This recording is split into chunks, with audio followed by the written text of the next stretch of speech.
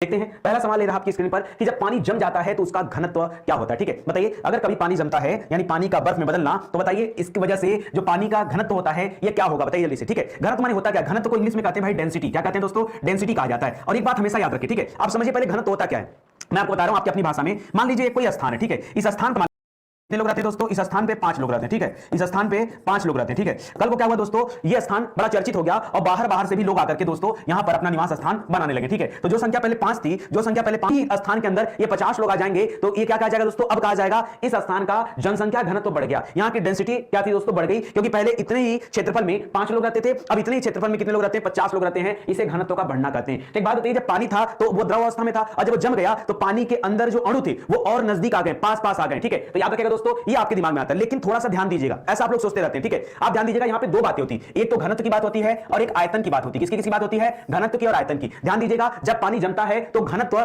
थोड़े समय के लिए तो बढ़ता है, लेकिन बाद में तेजी से घटता है। तो याद रखिएगा दोस्तों, अगर आपके दिमाग में आता बढ़ने वाला कांसेप्ट, क्योंकि इसकी तुलना लोग ले जाकर इससे कर देते हैं और यहीं पर उनसे होती गलती होती है। मैं दोस्तों साइंस में ऐसे सवाल आपको कराऊंगा जहां पे आपसे बार-बार गलतियां होती है। इसको याद रखिएगा, बहुत शानदार सवाल है दोस्तों। याद रखिएगा, जब कभी पानी जमता है तो उसका घनत्व हमेशा क्या हो जाता है दोस्तों, घनत्व हमेशा घट जाता है। क्यों घट जाता है, तो याद रखिएगा, अच्छा पानी कब तक ऐसा होता है दोस्तों, आपने पानी के लिए विशेष गुण पढ़ा होगा, 4 डिग्री सेल्सियस तक ऐसा होता है। ठीक है, एक बात और आप सभी जानते होंगे, अगर ऐसा ना होता तो जो झील होता है, झील के ऊपर देखते होंगे, मान लीजिए अगर बर्फ जम गई है लेकिन नीचे जो है पानी रहता है ताकि वहां जलीय जीव जो जिंदा रह सके। अगर ये बढ़ जाता ना घनत्व, तो क्या होता, पूरे झील का पानी क्या हो जाता, बताइए, पूरे झील का पानी बर्फ बन जाता। लेकिन ऐसा नहीं होता है, पूरी झील का पानी बर्फ नहीं बनता, बर्फ से जो है ऊपर बनता है। ठीक है, और इसका घनत्व हमेशा घटा रहता है, तभी तो तैरता रहता है। अगर घनत्व बढ़ जाता तो बर्फ पानी के अंदर चला जाता। आप मेथड समझिए ना, अगर बर्फ का घनत्व बढ़ जाता तो वो बर्फ क्या होता, क्या पानी पे तैरता, क्या कभी नहीं तैरता, वो पानी के अंदर आ जाता। इस वजह से दोस्तों हमेशा याद रखिएगा, यहां पर घट जाता है या पड़िएगा, ये आपके लिए अच्छा सवाल हो जाएगा। ठीक है, चलिए आगे बढ़ते हैं दोस्तों। करा निम्नांकित में से कौन सा आभासी बल है दोस्तों, आभासी बल कौन सा है, कभी कभी परीक्षा में दोस्तों आभासी बल लिखता है और कभी कभी परीक्षा में काल्पनिक बल लिखता है। ठीक है, आभासी बल या काल्पनिक बल लिखता है। ठीक है, तो दोस्तों किसे आभासी बल कहा जाता है, याद रखिएगा, वह बल जो कहां लगता है दोस्तों, जो केंद्र की तरफ से। देखिए आपने दो तरह के बल पढ़ा होगा। ठीक है, एक पढ़ा होगा जो केंद्र से बाहर की ओर लगता है, केंद्र से बाहर की ओर लगता है, और एक पढ़ा होगा दोस्तों जो केंद्र की तरफ लगता है, केंद्र की तरफ लगता है। ठीक है, ये दो तरह के बल होते हैं दोस्तों, एक बाहर की तरफ और एक अंदर की तरफ। ठीक है, याद रखिएगा, जब कभी केंद्र से बाहर की तरफ कोई बल लगता है, ठीक है, तब उसे क्या कहते हैं दोस्तों, तब उसे कहते हैं अपकेंद्री बल। क्या कहते हैं, अपकेंद्री बल। केंद्र से बाहर की ओर जब लगता है, जब कभी केंद्र की ओर बल लगता है तब इसे कहा जाता है दोस्तों अभिकेंद्री बल। क्या कहते हैं दोस्तों, अभिकेंद्री बल कहा जाता है। समझ में आ रहा है, उदाहरण के लिए आपको बताऊं, जैसे आप जानते होंगे, मान लीजिए वॉशिंग मशीन की बात कर लो। ठीक है, तो वॉशिंग मशीन किस सिद्धांत पे काम करता है दोस्तों, वॉशिंग मशीन या अपकेंद्री बल के सिद्धांत पर काम करता है। या जब कभी आप क्या करते हो, मलाई को मथा जाता है। ठीक है, यानी क्या किया जाता है दोस्तों, जब कभी मलाई को क्या किया जाता है, मथा जाता है, तो याद रखिएगा यहां पर भी कौन सा बल काम करता है, या अपकेंद्री बल काम करता है। ठीक है, और जो याद रखिएगा, जो आपने मेले वगैरह में देखा होगा, मौत का कुआं, ये मौत के कुएं में दोस्तों जो लोग गाड़ी चलाते हैं, यहां कौन सा बल काम करता है, यहां अभिकेंद्री बल काम करता है। याद रखिएगा, अभिकेंद्री बल दोस्तों ये जब ऐसे काम करता है ना, तो किसी वृत्ताकार पथ पर जहां अभिकेंद्री बल लगता है वहां पर किया गया कार्य हमेशा शून्य होता है, किया गया कार्य शून्य होता है। यही तो रीजन है कि मौत के कुआं में अगर कोई गाड़ी चलाता है तो गिरता नहीं है। क्यों, उसकी रफ्तार उसे बचा लेती है। ठीक है, अगर रफ्तार धीमी हुई तब वो गिरेगा, अगर रफ्तार तेज है दोस्तों तो अभिकेंद्री बल लगने के कारण यह कार्य शून्य हो जाता है, जिसके कारण वह जीवित रहता है और आसानी से गाड़ी चला पाता है। ठीक है, तो यहां पे समझिएगा दोस्तों, आपसे पूछा आभासी बल कौन सा है या काल्पनिक बल कौन सा है, तो बताइएगा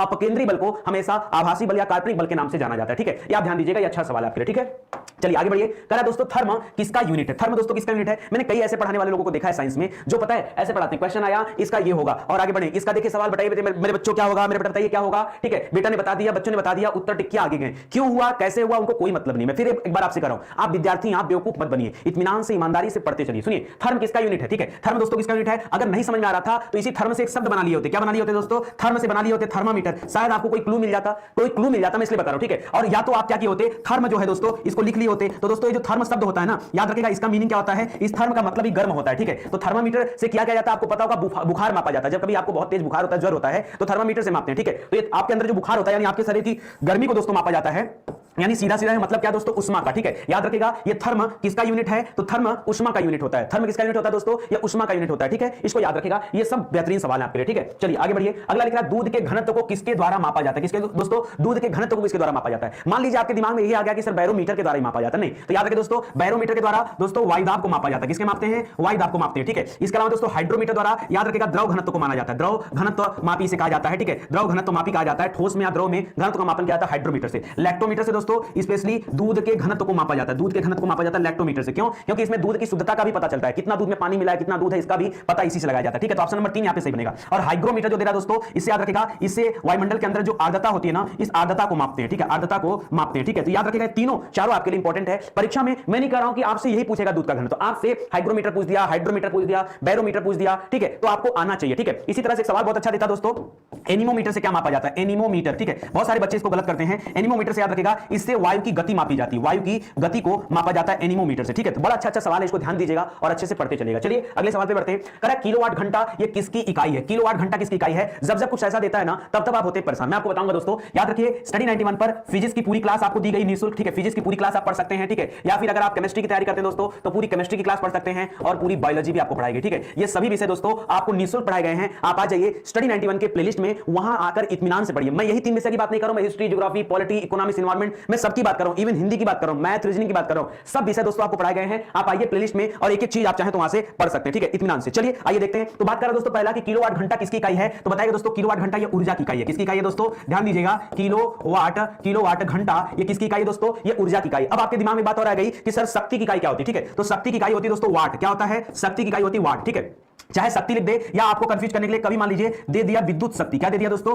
विद्युत शक्ति दे दिया। ये सिर्फ और सिर्फ कंफ्यूज करने के लिए देता है। चाहे शक्ति हो चाहे विद्युत शक्ति हो, एक ही बात है, इसका वाट ही होता है। ठीक है, क्या होता है दोस्तों? याद रखेगा वाट होता है। ठीक है, वाट होता है, इसको ध्यान दीजिएगा। ठीक है, वाट होता है। एक चीज और, या तो वाट देता है या कभी कभी दोस्तों कुछ और भी दे देता है। वाट के अलावा भी कभी कभी कुछ दे देता है। तो समझिए जरा कि वाट के अलावा भी क्या दे सकता है। जैसे मान लीजिए आपके परीक्षा में वाट ना देकर के दे दिया जूल प्रति सेकंड। क्या दे दिया? जूल प्रति सेकंड। तो ध्यान दीजिएगा, ये जूल प्रति सेकंड भी किसका मात्रक होता है? ये यही होता है, जूल प्रति सेकंड को ही वाट कहा जाता है। इसी का दूसरा नाम है। परीक्षा में अगर आप ध्यान नहीं देंगे, क्या पता आपको वाट से परेशान कर दिया, लग गई आपकी वाट, क्या पता आपको जूल प्रति सेकंड दे दिया। तो ध्यान दीजिएगा, कुछ अलग नहीं दोस्तों, ये जूल प्रति सेकंड दोस्तों यही है। ठीक है, ये जूल प्रति सेकंड यही है। ठीक है, इसको ध्यान दीजिएगा दोस्तों, ये काफी अच्छा सवाल है। ठीक है, आगे देखिए, दाब जो दिया, दाब की मात्रा क्या होता है? मान लीजिए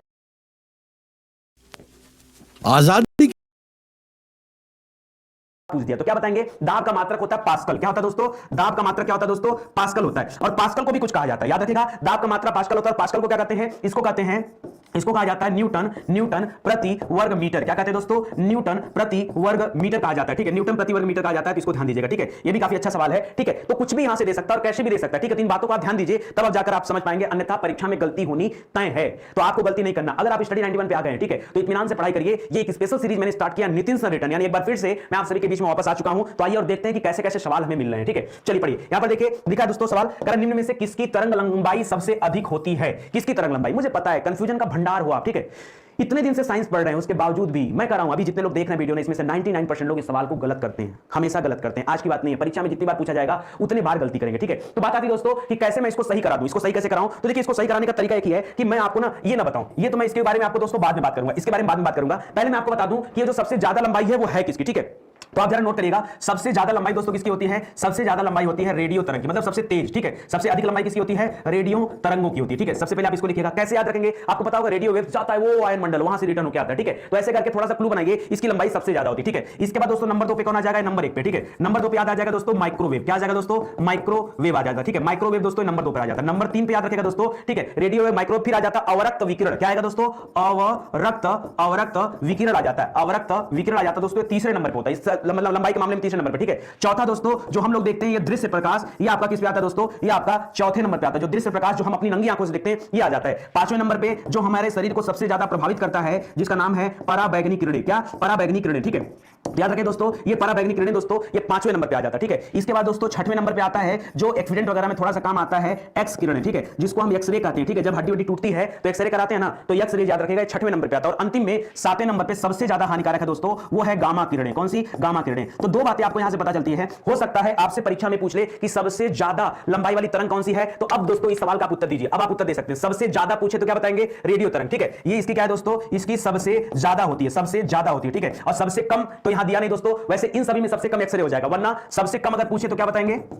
सबसे कम जो है पूछे तो क्या बताएंगे दोस्तों? सबसे कम पूछे तो गामा किरण बताएंगे। क्या बताएंगे? गामा रेज बताएंगे। ठीक है, गामा नहीं दिया तो एक्सरे बता सकते हैं। इसको एक बार आप चाहे तो स्क्रीनशॉट ले लीजिए, क्योंकि ये आपका बहुत इंपॉर्टेंट है। ठीक है, बहुत ज्यादा इंपॉर्टेंट है, इसको ध्यान दीजिएगा। ठीक है, चलिए ये तरंग दैर्ध्यों के माध्यम से हो गया। ये तरंग लंबाई दोस्तों ना, कभी परीक्षा में इस तरंग लंबाई की जगह पे एक शब्द और लिख सकता है तरंग दैर्ध्य। क्या लिख सकता है दोस्तों? तरंग दैर्ध्य लिख सकता है। तो घबराइएगा मत, ऐसा मत समझिएगा कि कुछ और दे दिया, ठीक है। तो याद रखिएगा रेडियो तरंगों की जो लंबाई है यानी जो तरंग दैर्ध्य सबसे ज्यादा होती है और गामा किरणों की सबसे ज्यादा कम होती है। साथ के साथ आपको याद होने चाहिए क्योंकि परीक्षा में यही सवाल आपको परेशान करते हैं, ठीक है। चलिए अब हो गया क्लियर ना, चलिए आगे बढ़ते हैं। तरंग निम्नलिखित कथनों पर विचार कीजिए। लिख रहा है हृदय अपस्रव्य आवृत्ति पर कंपन करता है। जी हां दोस्तों, देखिए ये अपस्रव्य आवृत्ति क्या आप समझिए, ठीक है। डॉक्टर के पास जब जाते हैं आपकी तबियत खराब होती है तो डॉक्टर एक निकालता है स्टेथोस्कोप, उसको अपने कान में लगाता है और एक मशीन होती है छोटी सी उससे जुड़ी हुई, वो आपके हार्ट पे रखता है, ठीक है। फिर आपके ध्वनि आपके हार्ट की आवाज सुनता है। तो ये हृदय का आवाज दोस्तों कैसा होता है, याद रखिएगा ये हृदय का आवाज होता है लबडब। क्या होता है दोस्तों? लबडब, ठीक है। कभी ये भी पूछ सकता है परीक्षा में कि कैसे होता है लबडब, ठीक है। तो याद रखिएगा दोस्तों। और ये कौन सी तरह की तरंग होती है दोस्तों? याद रखें मतलब किस तरह की आवृत्ति होती है? इसकी आवृत्ति होती है दोस्तों अपश्रव्य, ठीक है। क्या होती है? अपश्रव्य, ठीक है।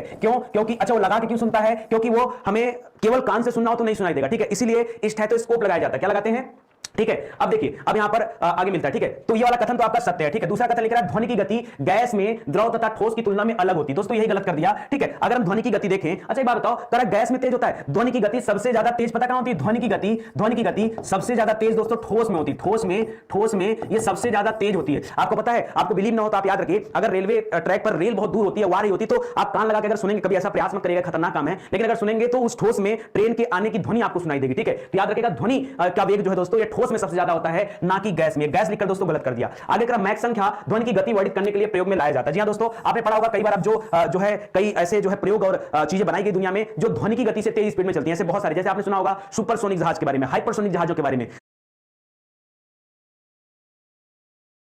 आवाज के 2 गुना 3 गुना 4 गुना 5 गुना तक, ठीक है, इनकी स्पीड है। तो ये बिल्कुल सही कथन लिखा दोस्तों, ये अच्छा है, ठीक है। पराश्रव्य ध्वनियों की आवृत्ति दोस्तों ये 20,000 हर्ट्ज के अधिक होती है, तभी तो इनको पराश्रव्य कहा जाता है, ठीक है। तो याद रखिएगा ये भी सही हो जाएगा। तो 1 3 4 आपका सही हो जाएगा।